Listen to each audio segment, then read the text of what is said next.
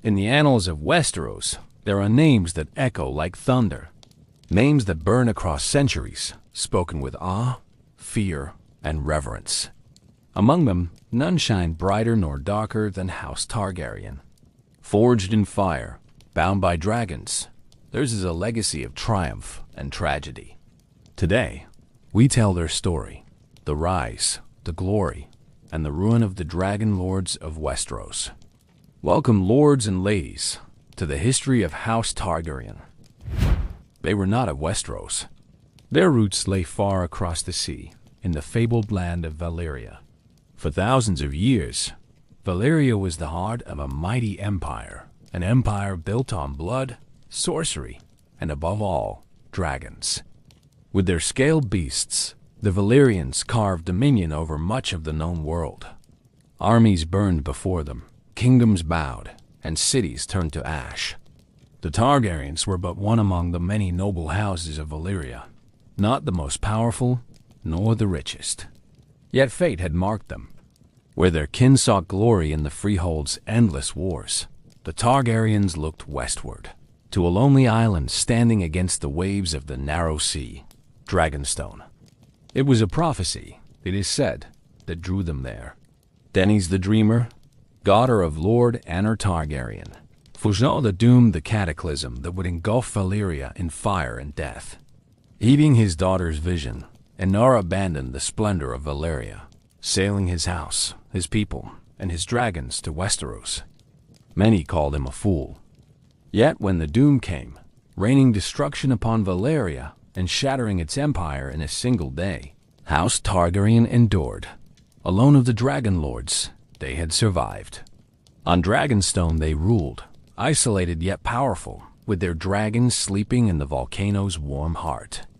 For more than a century, the Targaryens bided their time, watching the seven kingdoms of Westeros tear each other apart in endless war. Kings rose and fell. Oaths were sworn and broken. And still, the Dragon Lords waited. Then came Aegon.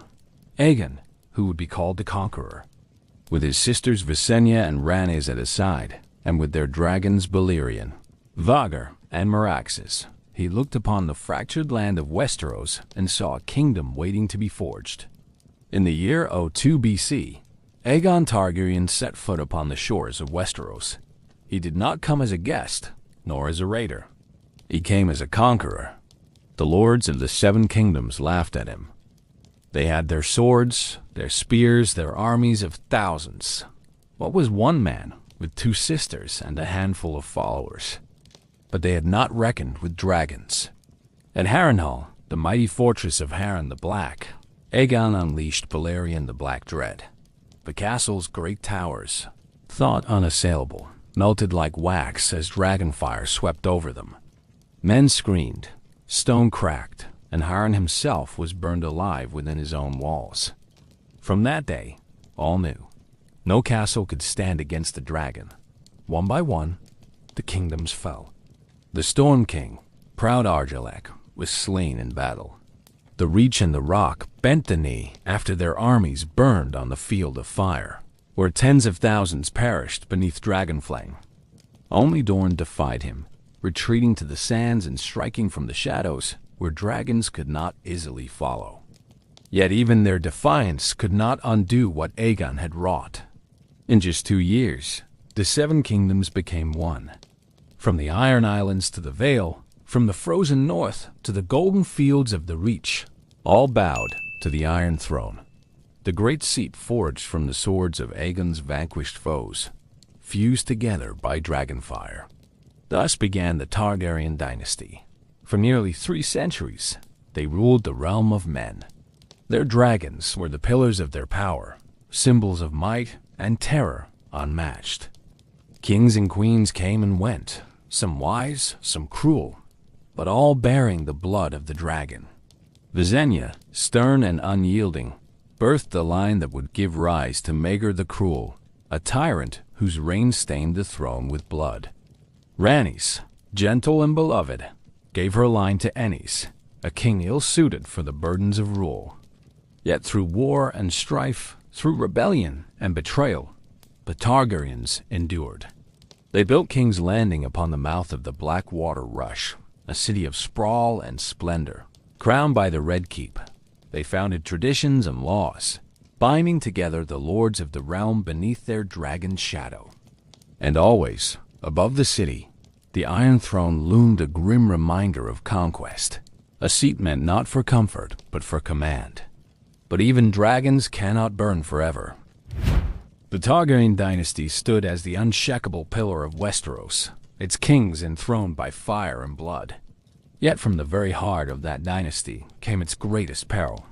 For the seeds of ruin are sown not by strangers, but by kin. And no tale makes this truth clearer than the Dance of the Dragons. It began with a King Viserys I. His reign was long and, for the most part, peaceful. He loved feasts, tournaments, and the company of his court more than war. But his greatest burden was not ruling the realm. It was naming his heir. For Viserys had a daughter, Rhaenyra. Proud, strong, and ambitious, she was the blood of the dragon through and through. In his heart, the king wished her to succeed him. And so he named her his heir, declaring before the lords of the realm that Rhaenyra would sit the Iron Throne. For years, she was styled the realm's delight. But time changes all things. Viserys remarried. His new queen, Alicent Hightower, bore him sons. And though Viserys never revoked his proclamation, whispers spread. Why should the realm suffer a woman upon the throne, when there were princes of pure Targaryen blood? In the Red Keep's halls, factions grew. One side rallied to Rhaenyra, the princess of Dragonstone. The other to Alicent and her eldest son, Aegon. At feasts, the court wore colors: blacks for Rhaenyra, greens for Alicent. And though the king tried to keep peace, the realm itself was dividing. When Viserys at last died, the dam burst. Even before his body was cold, the Greens moved swiftly. In secret, they placed a crown upon Aegon's head, naming him Aegon, the second of his name. Rhaenyra on Dragonstone raged at the betrayal. With her husband, Prince Daemon, she gathered her allies. The Blacks would not yield. Thus began the Dance of the Dragons. Brother fought sister. Dragon fought dragon. The skies of Westeros burned. Rhaenyra's Blacks struck first, seizing Harrenhal and threatening King's Landing. Yet the Greens were not idle. They commanded powerful houses, and their dragons were many. In the Riverlands, at the Battle of the Gullet, fire rained down upon fleets, burning ships to cinders. In the Reach, men clashed on fields already scorched by dragonflame. But no battle was more savage than that of Rook's Rest. There, Rhaenyra's champion, Ser Criston Cole, lured her forces into a trap. Princess Rhaenys, rider of the mighty dragon Meleys, soared into battle against Aegon and his brother Aemond. The sky thundered with roars and fire as dragons collided. When the smoke cleared, Meleys was slain. Rhaenys fell with her beast, her body broken in the ashes. Aegon himself was grievously burned, his crown charred into his flesh. The war grew darker still. Aemond, called the Kinslayer, hunted with Vhagar, the oldest and most fearsome dragon alive. In vengeance for slights real and imagined, he set the Riverlands aflame, leaving villages and fields as nothing but cinders. Yet Rhaenyra's cause surged when King's Landing itself fell to her without a fight. Crowned in the Red Keep, she sat upon the Iron Throne, the dream of her father realized at last. But dreams so dearly won are often short-lived. For the city did not love her. Taxes rose, food grew scarce, and whispers filled the alleys. Then came disaster. Helaena Targaryen, Aegon's queen, threw herself from Maegor's holdfast. To the grieving small folk, Rhaenyra was to blame. Rage boiled over. One night, the mob rose. They stormed the dragon pit, where the beasts were chained. Armed with pitchforks and torches, the people of King's Landing did the unthinkable. One by one, the dragons were slain, torn down by the fury of thousands. The blood of the dragons spilled in the streets. And from that day, the Targaryen hold upon their most terrible power was broken. Rhaenyra fled the city, her forces dwindling, her cause collapsing. Betrayed and hunted, she was captured and brought before Aegon. The king who had once been her brother offered no mercy. Before the eyes of the court, Rhaenyra was fed alive to Sunfyre, Aegon's dragon. Her screams echoed across the castle, silenced only by flame. The dance had ended, but the cost was ruin. The realm lay shattered. Thousands were dead. The dragons, once the gods of sky and flame, were nearly destroyed. Only a handful remained, weak and stunted. The age of dragons was passing, and though Aegon too sat upon the Iron Throne, his reign was short. Weary, poisoned by his enemies, he died within 2 years. His successor was Rhaenyra's son, Aegon III, remembered as the Dragonbane. Upon his shoulders lay the grief of a kingdom, and the knowledge that in his time the last of the great dragons would perish. Thus ended the Age of Fire. The Targaryens still ruled, but their might was no longer divine. Where once dragons kept the great lords in awe, now only politics, marriage, and steel held the kingdom together. The realm had changed, and with it, so too would the Targaryens. The dance of the dragons had left its scars deep upon the realm. Though the Targaryens still sat the Iron Throne, they were no longer the unchallenged gods of fire they had once been. Their dragons were gone, their power diminished, their bloodline fractured by war. King Aegon III, known to history as the Dragonbane, inherited not just a kingdom but a graveyard. In his youth, he had watched his mother, Rhaenyra, devoured by dragonfire. In his reign, he witnessed the death of the last of the great dragons. Some said his grief poisoned the blood of the beasts, that his sorrow withered their fire. Others claimed it was punishment from the gods for the sins of his kin. Whatever the truth, by the end of his reign, the skies of Westeros were empty. No longer could the Targaryens command obedience with flame and wing. They were kings and queens now not by fire, but by steel, marriage, and the fragile loyalty of men. The centuries that followed brought triumphs and trials. Some kings were just, others cruel. Some reigned in glory, others drowned in folly. There was King Daenerys I, the young dragon, who led his banners into Dorne. Bold and brilliant, he conquered the desert realm at the age of 14, binding it to the crown. Yet Dorne does not break easily. Rebellion smoldered, knives struck in the dark, and within a year Daenerys lay dead, pierced by the sands he sought to master. His conquest crumbled, his dreams of unity scattered to the winds.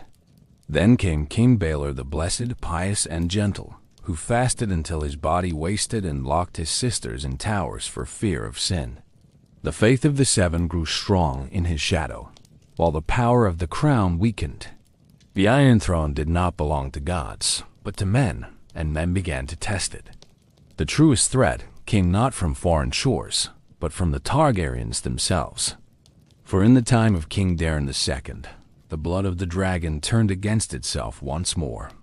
Daenerys' rule was contested by his half-brother, a son born of King Aegon IV's lust. This boy was Demon Blackfyre, a warrior as bold as he was handsome. Gifted with the sword Blackfyre, the ancestral blade of kings, he claimed his right to rule. And so began the Blackfyre rebellions. For nearly a century, pretenders bearing the name Blackfyre rose in rebellion, casting the realm into bloodshed. Some came with vast armies, others with only whispers, but all bore the shadow of legitimacy. House Targaryen fought brother against brother, kin against kin, their dynasty bleeding itself upon the battlefield again and again. Though the crown survived, each rebellion left it weaker. The lords of Westeros learned that dragons no longer soared above them. They need not bow out of fear. The Iron Throne could be challenged, and with enough swords, perhaps even taken. It was in this age that House Targaryen saw both its brightest flame and its darkest shadow. For into the world was born Prince Aerys, the son of King Jaehaerys II. Aerys was young, handsome, and filled with promise. His queen, his cousin Rhaella, bore him children, and his reign began in peace. But peace does not endure when madness takes root. Daenerys Targaryen, who will be known to history as the Mad King, fell to paranoia and cruelty. He burned his enemies alive. He raved about plots and traitors. He saw betrayal in every glance. His reign became one of terror, and his people cowered beneath his fire. And yet, while the king descended into madness, his son grew into legend. Prince Rhaegar Targaryen was everything his father was not. Tall, noble, melancholy, he was beloved by the people. He sang songs that could bring tears to the hardest men. He rode to war with valor unmatched. To the realm, he was hope itself, the promise that when Ares passed, a true king would rise. But hope can be as dangerous as fire, for Rhaegar's heart led him astray. He was wed to Princess Elia of Dorne, yet his eyes turned to Lyanna Stark, daughter of Winterfell. Their love, or their abduction, as some would say, lit the spark that would consume a dynasty. Robert Baratheon, Lord of Storm's End and Lyanna's betrothed, raised his banners in fury. Joined by Eddard Stark, Jon Arryn, and many great houses, he declared war upon the crown. Thus began Robert's rebellion. At the Trident, beneath the beating of dragon banners, the fate of the realm was decided. Prince Rhaegar led his men into battle, clad in black armor adorned with rubies. Across the river, he faced Robert Baratheon, hammer in hand, bellowing for vengeance. When the two met, the clash shook the field. But in the end, it was Robert who rose, his warhammer crushing through Rhaegar's chest. As the prince fell, the river's waters turned red, and the rubies from his armor scattered like blood across the shallows. The dream of House Targaryen died with him. King's Landing fell soon after. The Lannisters, who had sworn fealty to Aerys, betrayed him. Their armies sacked the city, spilling blood in the streets. Jaime Lannister, a boy of the Kingsguard, drove his sword into the Mad King's back, ending his reign in fire and treachery. Princess Elia of Dorne, Rhaegar's wife, and their children were slaughtered. The dragon's line was cut down, root and stem. But not all. In the chaos, Queen Rhaella and her young son Viserys fled across the narrow sea. And upon the storm-lashed rocks of Dragonstone, Rhaella bore her last child, a daughter named Daenerys. Her mother died in childbirth, leaving the girl orphaned. But she was the last sign of a house that once ruled the skies. The dragons were gone. The throne was lost. The Targaryens had fallen. Yet their story was not ended. For the blood of the dragon runs hot, and fire may sleep, but it does not die. The fall of House Targaryen seemed absolute.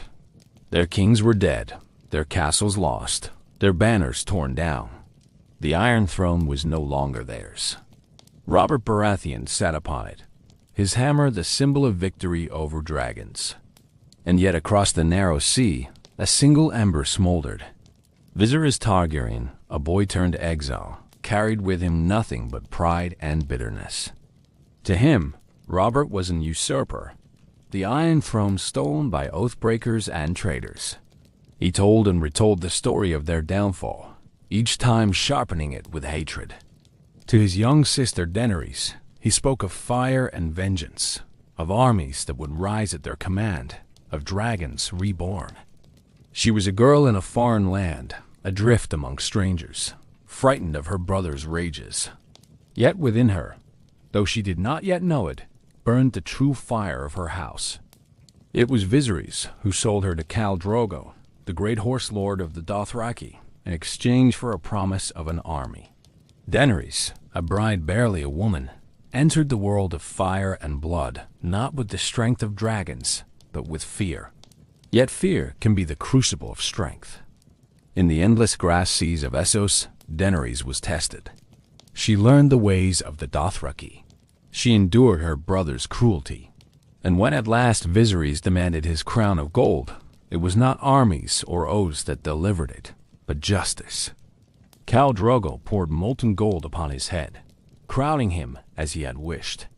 And Daenerys, watching, did not weep. For in that moment, she was free. Her path was only beginning. From the flames of her husband's funeral pyre, Daenerys Targaryen emerged reborn. With her came three creatures thought lost to the world: dragons. Viserion, Rhaegal, and Drogon, the first dragons in generations. The world trembled at the sight. The blood of old Valyria flowed in her veins, and fire had answered. No longer was she a frightened girl. She was the mother of dragons. Her journey across Essos was one of conquest and liberation. At Karth, the warlocks sought to chain her visions, but she defied them. In Estaper, she shattered the slavers with a single word: Dracarys. The Unsullied, once bound in chains, marched beneath her banners. In Yonkai and Meereen, she broke the masters, freeing tens of thousands, earning the name Mother. Her rule was not without trial. Governing Meereen was far harder than conquering it. Enemies struck from shadows, rebellion festered, and her young dragons grew restless and dangerous. She was torn between her duty to those she had freed and her destiny across the sea. And always, in her heart, the Iron Throne called. For Westeros was her birthright. In the west, the realm roiled. Robert Baratheon was dead. His sons, in truth bastards born of incest, clung to a throne under siege by war. The War of the Five Kings tore the land apart. And beyond the wall, darker powers stirred ancient enemies, long forgotten. When Daenerys at last sailed west, she did not come as the frightened girl who crossed the narrow sea in exile. She came as conqueror reborn, with dragons soaring above her fleets. The lords of Westeros, who once bent the knee to her ancestors, whispered her name again. She found allies in unlikely places. Jon Snow of the North, bastard of Winterfell, came to her with a warning of the dead. Together, fire and ice were joined, their fates bound by war against the White Walkers. At Winterfell, her dragons roared above the battlements, the sky lit with flame against the cold of death. On the long night, her children fought against shadows, and many fell. Yet the living endured. But even victory brings its cost. In the south, the Iron Throne still stood, held by Cersei Lannister, the last queen of House Lannister's line. To Daenerys, the throne was hers by right, the symbol of her family's legacy. Yet to the people of Westeros, she was a stranger from across the sea, her dragons weapons of terror as much as wonder. The final war was swift, brutal, and merciless. The bells of King's Landing rang surrender, yet the Dragon Queen did not stay her hand.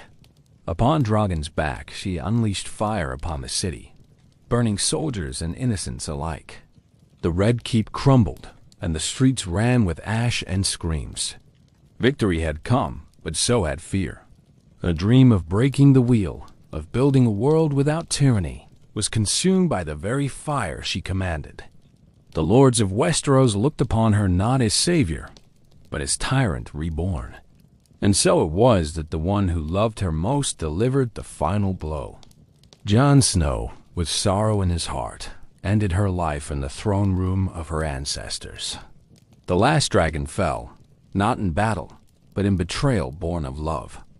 Drogon carried her body away, flying into legend. The Iron Throne itself was melted, reduced to molten steel, as if the dragon knew that no seat of power had brought anything but death, and thus ended the reign of House Targaryen. From their rise in Valyria to their conquest of Westeros, from the dance of the dragons to the Mad King's fall, from exile to fire reborn, their story is one of triumph and tragedy. The blood of the dragon forged kingdoms and shattered them, raised heroes and birthed tyrants, yet their legacy endures. In songs and in stories, in ruins and in dreams, the Targaryens live on. For fire does not die. It waits, it smolders, and in the hearts of men, it is remembered. Lords and ladies, the tale of House Targaryen is a tale of power, of fire, and of blood. From the heights of conquest to the ashes of ruin, theirs is a history unlike any other. If this chronicle has stirred your heart, then take up your banner with us. Pledge your allegiance by striking the like, swearing your oath in the comments, and joining our host by subscribing. For more tales of history, both real and imagined, return here, where the past is not forgotten and fire forever burns.